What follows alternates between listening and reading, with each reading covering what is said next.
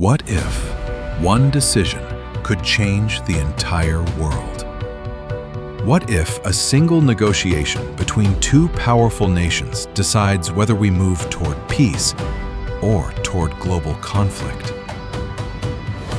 Right now, tensions between the United States and Iran have the potential to shape the future of not just the Middle East, but the entire planet. In today's video, we're going to explore two possible futures. One where negotiations fail and the world moves closer to war, and the other where diplomacy succeeds and a new era of stability begins. Right now, the world is watching one of the most dangerous conflicts in modern history unfold. Tensions between the United States and Iran have moved beyond diplomacy and into direct confrontation. What started as failed negotiations is now turning into a regional war. The United States, along with Israel, has carried out major strikes targeting Iranian military and strategic positions. But Iran has responded, not quietly and not weakly. In retaliation, Iran has launched waves of ballistic missiles and drones across the region. Targets have included cities in Israel, as well as multiple countries hosting U.S. military bases, including Saudi Arabia, Qatar, Bahrain, and the United Arab Emirates. Air defense systems across the Gulf have been activated almost constantly. Missiles have been intercepted over Riyadh. Drones have targeted the Al Udeid airbase in Qatar, and attacks have been reported near key military and strategic locations in Bahrain and the UAE. Let's start with the darker possibility. What if the negotiations fail? If talks between the United States and Iran collapse, the first thing we would see is rising tension, fast.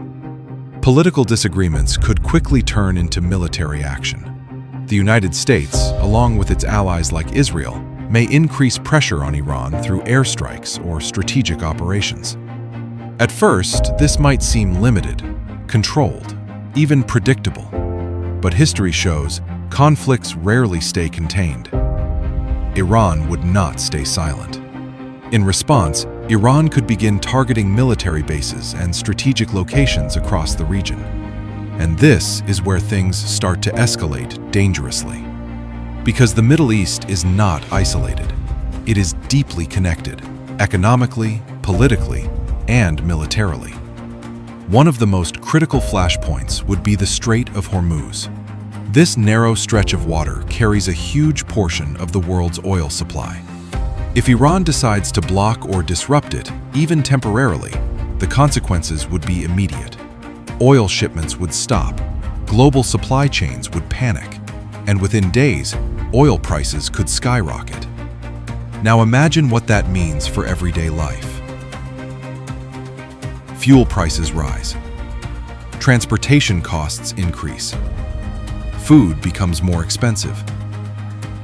Electricity bills go up.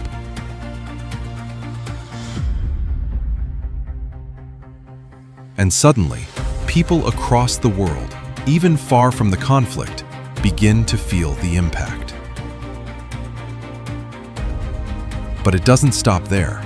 Countries in the Gulf region, like the United Arab Emirates and Qatar, could become directly or indirectly involved. Missile threats, drone attacks, cyber warfare. Even if they are not fully at war, their economies would feel the shock. Tourism drops. Investments slow down. Markets become unstable. And fear spreads. Because once multiple countries are pulled into a conflict, it becomes harder to control. At the global level, this kind of instability creates opportunity for others. Countries like China and Russia could step in to expand their influence, economically and politically.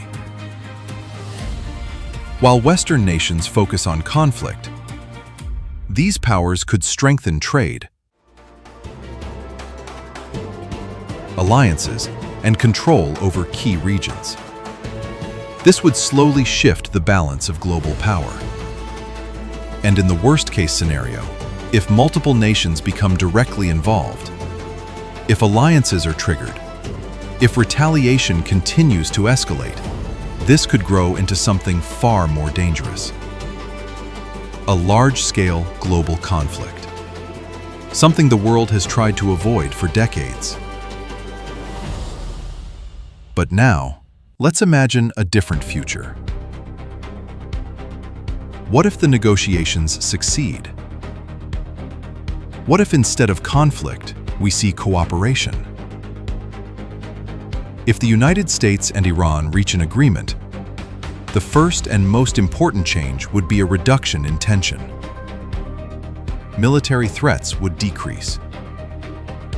Communication between nations would improve, and the risk of sudden conflict would drop significantly. The Strait of Hormuz would remain open and secure.